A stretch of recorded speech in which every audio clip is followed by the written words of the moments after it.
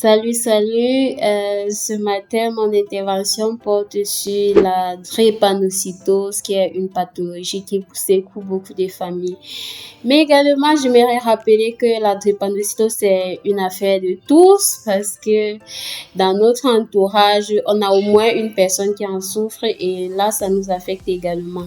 Donc, la drépanocytose, c'est une maladie génétique qui se transmet des parents à la descendance. Donc, pour qu'un enfant soit drépanocytaire, il faudrait que les deux parents transmettent chacun un gène drépanocytaire, dont le gène S.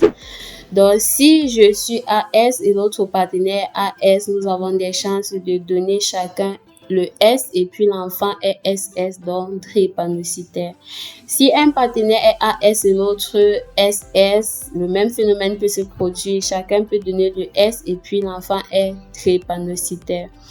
Voilà, c'est une maladie qui secoue beaucoup les personnes qui sont affectées.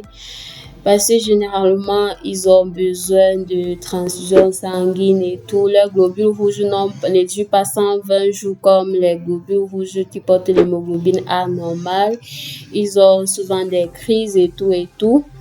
Mais qu'à cela ne tienne, ces personnes, lorsqu'ils sont suivis par des médecins, ça réduit quand même la fréquence des crises et ils savent également quoi faire lorsqu'ils présentent certains signes. Également, ils informent l'entourage que s'ils présentent tels signes, comme plusieurs donner telle chose ou qu'on court rapidement à l'hôpital, et ainsi de suite. Maintenant, mon intervention, c'est surtout pour la prévention.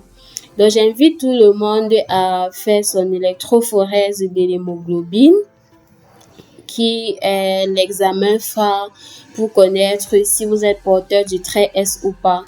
À la fin de cet examen, si vous avez un résultat AA, ça va, vos deux hémoglobines sont normales. Et si vous êtes AS, ça veut dire vous êtes normal, vous n'avez pas de problème, vous êtes à l'abri de la drépanocytose, sauf que vous êtes un porteur sain.